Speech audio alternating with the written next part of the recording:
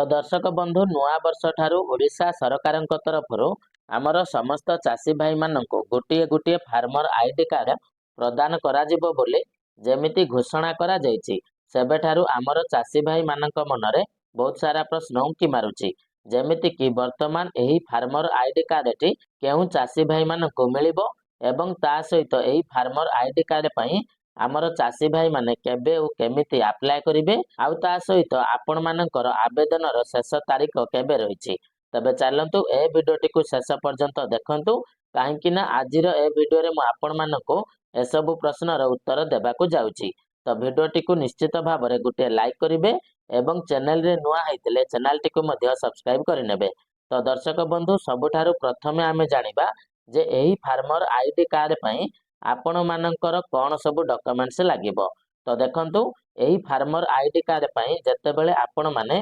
आवेदन करबाकू जाउचंती जदि आपणकर जमी पट्टाटी आपणक निज नारे अछि ताहाले आपण माने आपणकर आधार कार्ड ता सहित आपणकर भूलेख पट्टा किंबा आपण माने ऑनलाइन माध्यम रे जो पट्टाटी को डाउनलोड करथिबा आपणक जमीरो से पट्टाटी को नेकी जिबे एवं ता सहित आपणक आधार कार्ड सहित जे मोबाइल नंबर टी लिंक थिबो सेही मोबाइल टी को आपण माने नेकी जिबे। जदि आपणक नारे जमी पट्टाटी थिबो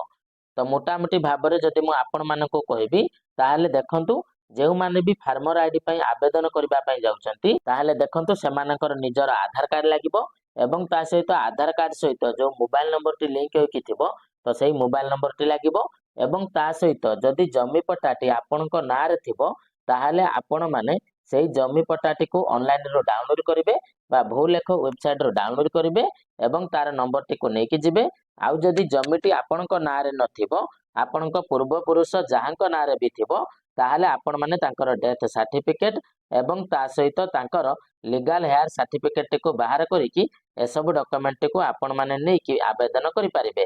ता सहित हमर सेकंड प्रश्नटी एया थिला जे एही फार्मर आईडी पई आमे केमिति आवेदन करिवो बा केबेठारु आवेदन करिवो। तो देखंतु प्रथमतः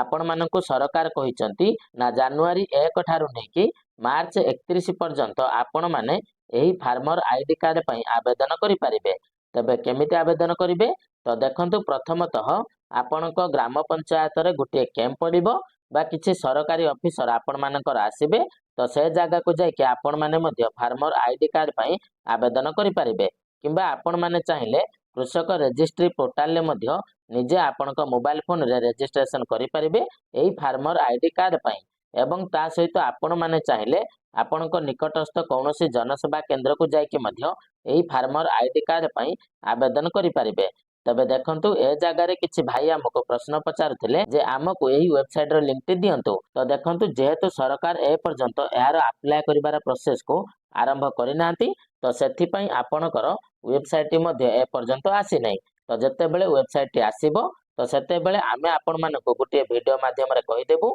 जे आपण माने केमिति निज मोबाइल फोन रे आपणकर फार्मर आईडी कार्ड पई आवेदन करि परिबे। तबे दर्शक बंधु जदि वीडियो टी इन्फॉर्मेटिव लागिला ताले वीडियो टी को गोटे लाइक करिवे एवं चैनल रे नुआ हैतले चैनल टी को गोटे सब्सक्राइब करिनेबे एवं ता सहित आपण माने केउ जागा रो ए वीडियो टी को देखुचंती तो हमको कमेंट माध्यम रे जणाई देबे। तबे चलंतु दर्शक बंधु आजिर वीडियो रे एतिकी आपण मानक सहित देखा आ गोटे नुआ वीडियो रे तो सेते पर्यंत विदाय दियंतु रहुची जय जगन्नाथ।